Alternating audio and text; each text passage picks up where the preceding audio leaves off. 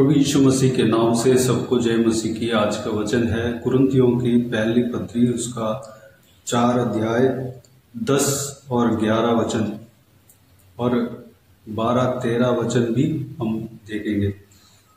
हम मसीह के लिए मूर्ख हैं, परंतु तुम मसीह में बुद्धिमान हो। हम निर्बल हैं, परंतु तुम बलवान हो। तुम आदर पाते हो, परंतु हम निरादर पाते हैं। हम इस घड़ी तक भूखे प्यासे और नंगे हैं, और भूसे खाते हैं और मारे मारे फिरते हैं, और अपने ही हाथों से काम करके परिश्रम करते हैं। लोग हमें बुरा कहते हैं, हम आशीष देते हैं। वे सताते हैं, हम सहते हैं। वे बदनाम करते हैं, हम विनती करते हैं। हम आज तक जगत का कूड़ा और सब वस्तुओं की पुरचन के समान ठहरे हैं। मेरे प्रियो, पवित्र प्रेरित पौलुस जो प्रभु यीशु मसीह का सेवक था, वह अपना अनुभव को यहाँ पर लिखा हुआ है।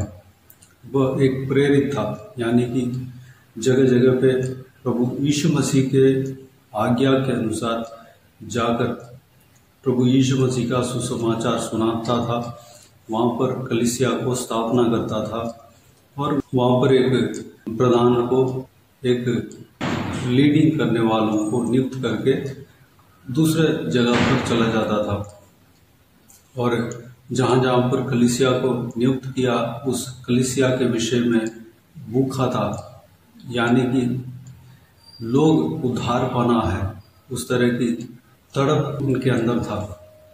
पवित्र प्रेरित पौलुस परमेश्वर प्रभु यीशु मसीह के सेवकाई के दौरान बहुत सारे सताव सहा, यानी कि वह भूखा रहा, नंगा रहा और जंगली जानवरों के साथ रहा, और समुद्र में जो तूफान में कई दिनों से भूखा रहा। लेकिन फिर भी उनके अंदर जो तड़प था वह कम नहीं हुआ, घटा नहीं। उनके अंदर जो परमेश्वर के सेवकाई के प्रति बोझ था, जो कि सारे जगत में सुसमाचार सुनाना है। प्रभु यीशु मसीह जो काम दिया है, उस काम को पूरा करना है। ये जो बोझ था वह कम नहीं हुआ। चाहे कितने भी इस तरह की कठिन परिस्थिति उनके जीवन में आए, तो भी अपने परमेश्वर ने जो सौंपा है उस काम में लगा रहा।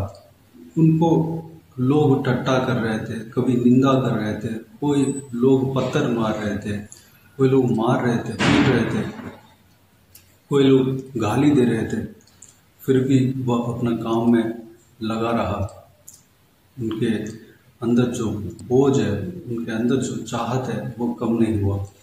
मेरे प्रियो, ये सारे जो भी हमने पढ़ा इस वचन के द्वारा, एक परमेश्वर प्रभु यीशु मसीह का सेवक किस तरह रहना है, किस तरह उनके जीवन में विपत्तियाँ आती है, उस विपत्ति के बीच में भी किस तरह प्रभु यीशु मसीह का सेवकाई में स्थिर रहना है, इस बात को हम समझ सकते हैं।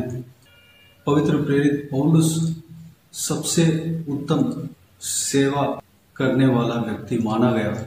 पवित्र बाइबल में, नया नियम में जो सुसमाचार सुनाने वालों में से पवित्र प्रेरित पौलुस सबसे प्रथम स्थान ठहराता है।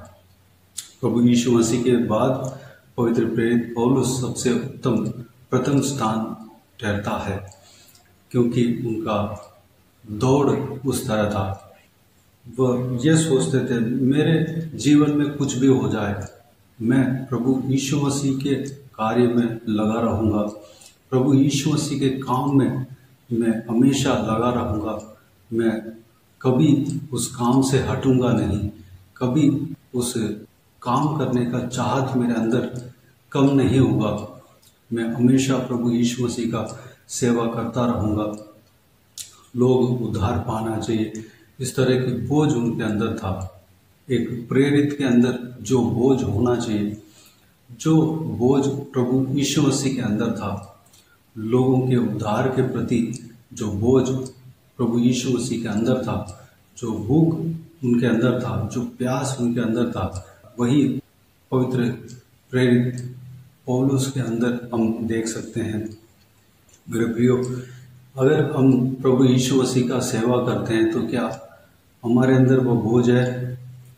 उस बोझ को लाने के लिए, वो बोझ हमारे अंदर होने के लिए, हम प्रभु यीशु मसीह के लिए हम अपने जीवन को अर्पण करने के लिए हम पूरे चाहत के साथ, पूरे लगन के साथ, चाहे हमारे जीवन में कुछ भी विपत्ति आ जाए, कुछ भी कठिनाइयाँ आ जाए, परिस्थिति आ जाए, सेवकाई के दौरान हमें कोई भी कठिन परिस्थिति को सामना करना पड़े, तब भी मैं प्रभु यीशु मसीह का सेवकाई को नहीं छोड़ूंगा। इस तरह की दृढ़ता क्या हमारे अंदर है?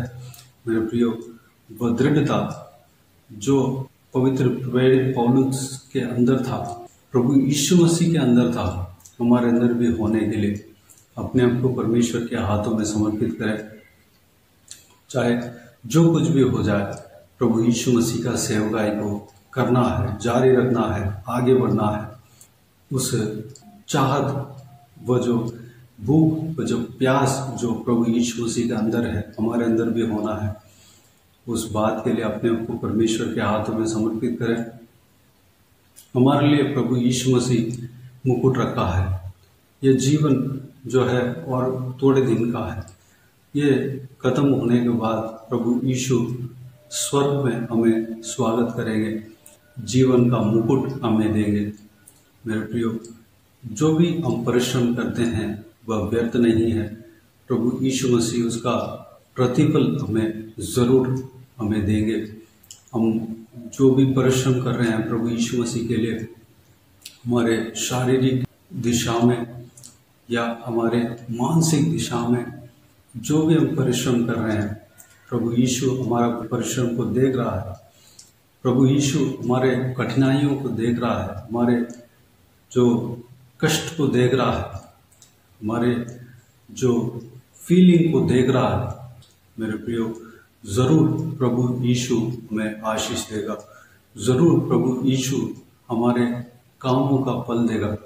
हमारे जो सेवा है, हमारे जो काम है, जो प्रभु यीशु मसीह ने हमें सौंपा है, उस काम में हम लगे रहने पाए, उसके लिए अपने आप को परमेश्वर के हाथों में समर्पित करें। आइए हम प्रार्थना में जाएं। स्वर्गीय पिता, दयालु परमेश्वर, आपको धन्यवाद देता हूँ आज के इस आपके बहुमूल्य वचन के लिए। आपको धन्यवाद देता हूँ परमेश्वर, बीते हुए दिनों में हमें संभाला, बचाया, सुरक्षित रखा। आपको धन्यवाद देता हूँ आज का दिन में जो हमने वचन मनन किया परमेश्वर, पवित्र प्रेरित पौलुस के जीवन के विषय में हमें मनन किया।